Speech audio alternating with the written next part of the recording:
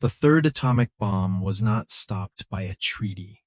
It was stopped by two fragile acetate records hidden inside the Imperial Palace, while armed officers searched the corridors in the dark. On one side of the Pacific, a third device was moving toward readiness. On the other side, Japan's surrender existed as sound on two discs, not a document, not a public order, just a recording that had to survive until noon, and for several hours, it almost did not. The first warning came from Hiroshima on the morning of August 6, 1945. It was not a speech. It was not an analysis. It was a signal. Then nothing. At Imperial General Headquarters in Tokyo, radio operators tried to reach the military garrison inside the city. No answer. They tried the regional communications net. Still nothing. A city of roughly 350,000 people had gone silent, and the men listening to the static did not yet have language for what that silence meant. The first human descriptions came from outside the city, near the railway line. Passengers arriving from the direction of Hiroshima spoke in fragments. A white flash, heat that struck from miles away, people thrown down without seeing an aircraft formation, a cloud rising over the city in a shape nobody in Japan's war record knew how to classify. War Minister Koichika Anami received the first formal summary that afternoon. He was not a man trained to panic. He had spent the final months of the war preparing Ketsugo. The Homeland Defense Plan meant to bleed an Allied invasion so badly that Japan could negotiate instead of collapse. His entire strategy rested on a simple military assumption. A city could be firebombed, a city could be starved, a city could be invaded. But one aircraft carrying one bomb could not erase it. So Anami asked for a fuller investigation.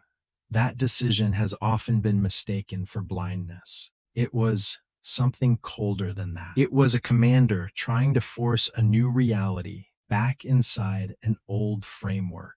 Because if Hiroshima had truly been destroyed by one bomb, then Japan's remaining plan was not merely dangerous. It was obsolete. Lieutenant General Seizo Arasue, the Army's intelligence chief, flew toward Hiroshima that evening. What his investigators found at the edge of the ruined city did not match the pattern of an ordinary air raid. Firebombing usually left a logic to the destruction. Some districts burned completely. Some survived behind fire breaks, canals, or stone buildings. Hiroshima was different. The damage radiated from a center. The city had not burned in patches. It had been crushed outward, uniformly. Arasu's team sent back the conclusion that the evidence was consistent with an atomic weapon. Tokyo received the assessment, and still, the Supreme War Council did not immediately become a surrender council. That is the part of the story that matters. Hiroshima did not end the war by itself. It forced a question into the room. Would the men running Japan accept what had happened?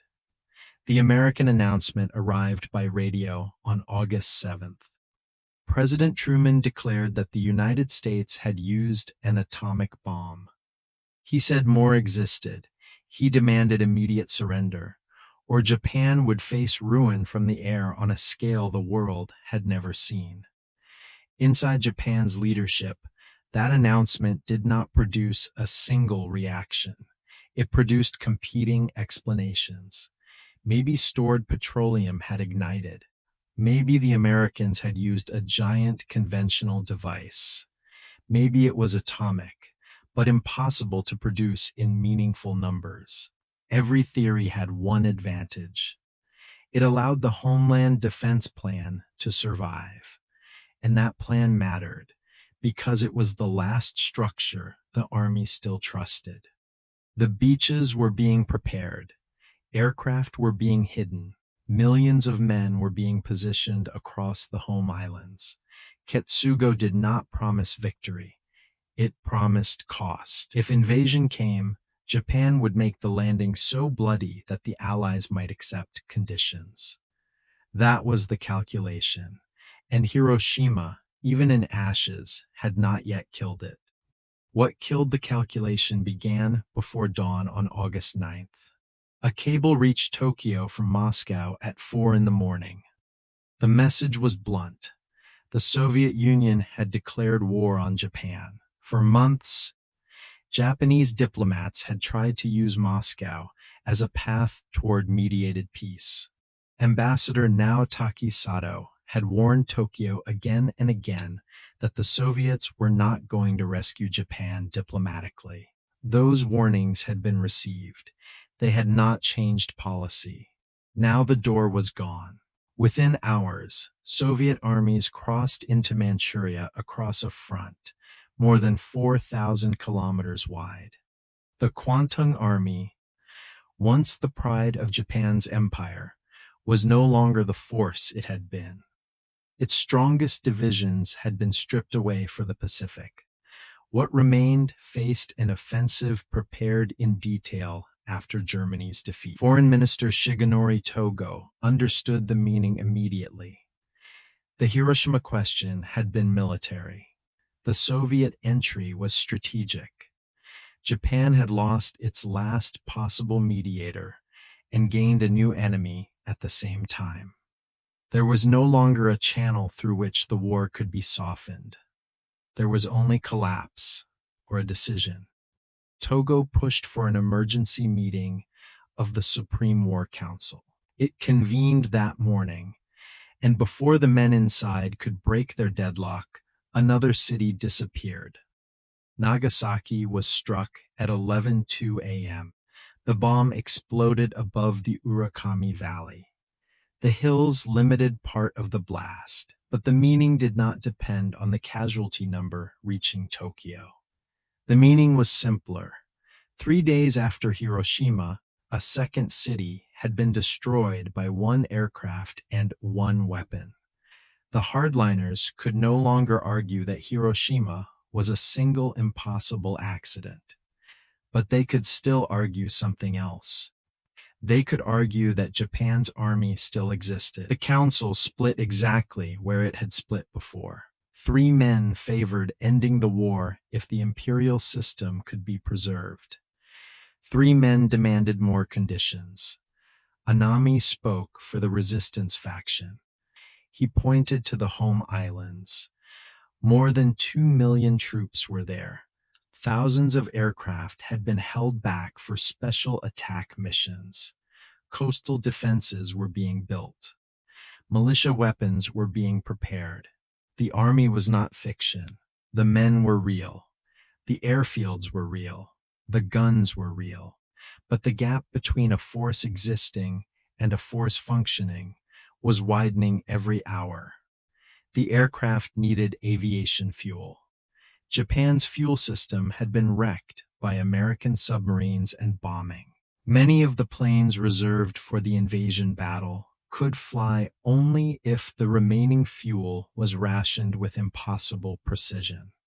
The men on the home islands needed food, ammunition, rail lines, and orders that could still move under air attack. The army counted divisions. Reality counted supply, and reality was not on Anami's side. Still, he did not yield, because for Anami, unconditional surrender was not only a military outcome. It was an institutional death sentence. Occupation meant Allied power over the emperor. It meant Allied power over the army. It meant trials, disarmament, and a Japan remade by the victors. Anami had watched what unconditional surrender meant in Germany. He did not believe Japan could survive it intact. So the council argued while Soviet tanks moved through Manchuria. It argued while Nagasaki burned. It argued while a third bomb moved through the American system. On Tinian Island, the next weapon was not a rumor, The uranium design used over Hiroshima could not be repeated quickly, but the implosion design used over Nagasaki was the model going forward.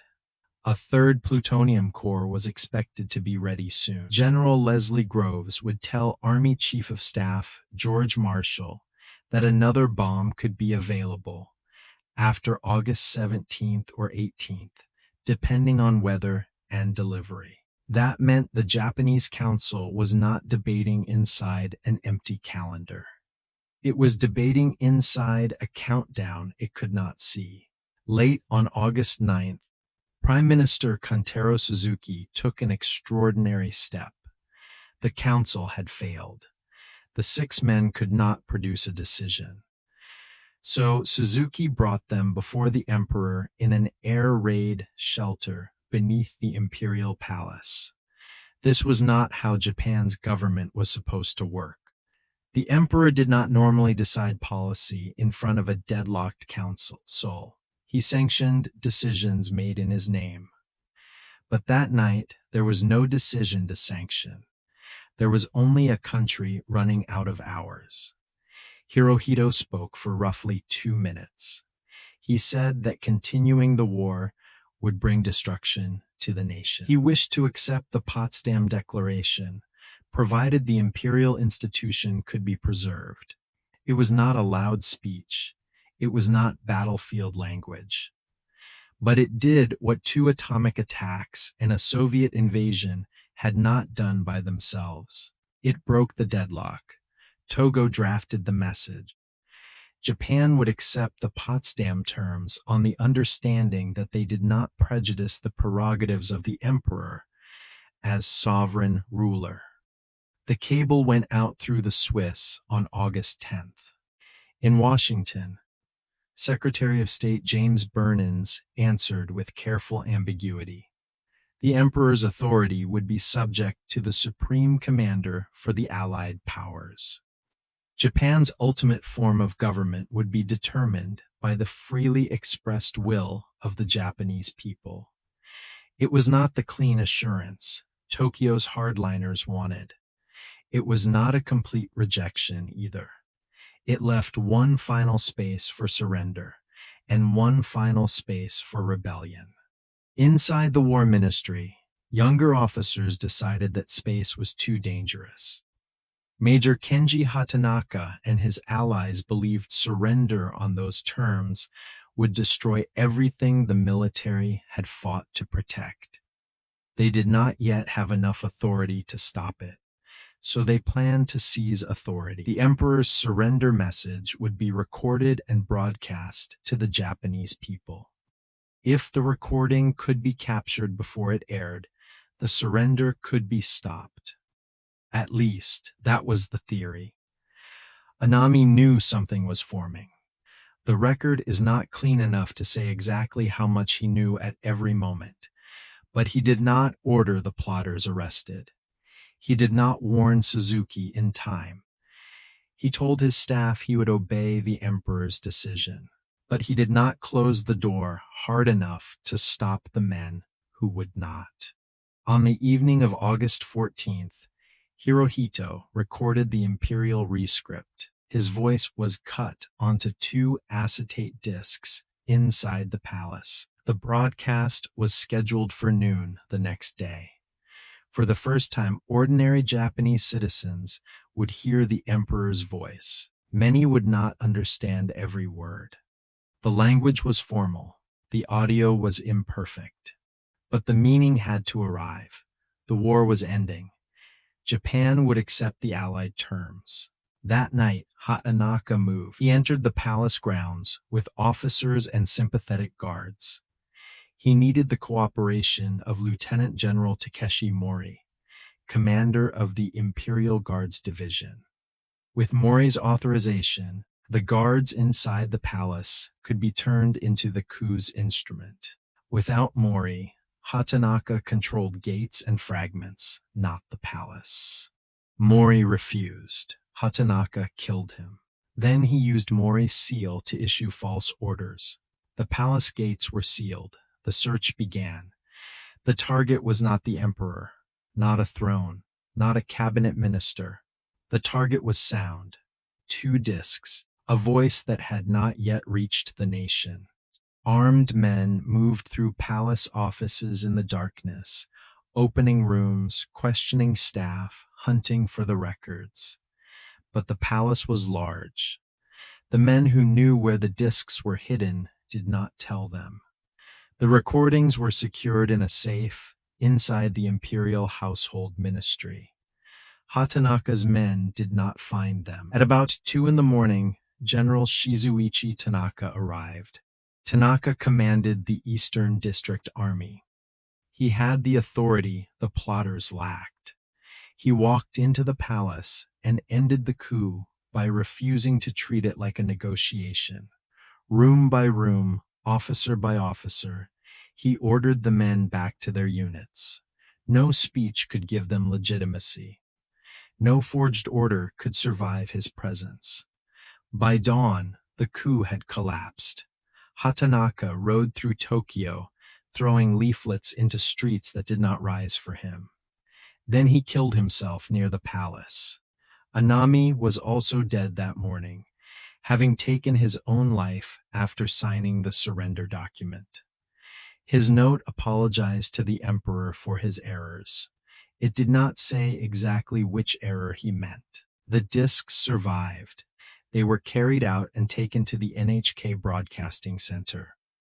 At noon on August 15th, the emperor's voice went over the radio. Across Japan, people stopped to listen. Soldiers, factory workers, mothers, students, officers who had been told the war would be fought to the beaches.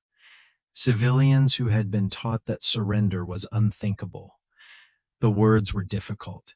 The conclusion was not. The war was over. On Tinian, the next strike stopped moving toward execution. The third bomb had not vanished. The target process had not been imaginary. American planners had been preparing for continued atomic operations if Japan did not surrender. But the broadcast changed the diplomatic reality before the next weapon could be used. That is the narrowness this story leaves behind. Not that one man ended the war alone. Not that one bomb ended the war alone. Not that Soviet entry alone forced the decision. The end came when several pressures finally crushed the deadlock, and then a recording survived long enough to make the decision public. Hiroshima created the question. The Soviet invasion destroyed the diplomatic escape. Nagasaki proved the atomic attack was not a single event. The emperor broke the council tie. Tanaka broke the coup. The broadcasters put the voice into the air. And somewhere beyond all of it, a third bomb lost its target because the noon broadcast arrived first. Japan's formal surrender was signed on September 2nd, 1945, aboard the USS Missouri. By then, Hiroshima and Nagasaki had already become names the world would never hear the same way again. The Kwantung Army had collapsed. Ketsugo had never been executed. The aircraft held for suicide attacks never flew their final missions. The millions of men prepared for the homeland battle began to disarm under occupation. The 2 acetate discs remained in the archives. Ordinary objects, small enough to hide, fragile enough to break. But for one night, they carried the weight of a nation's surrender. The third bomb existed. The order structure still had momentum.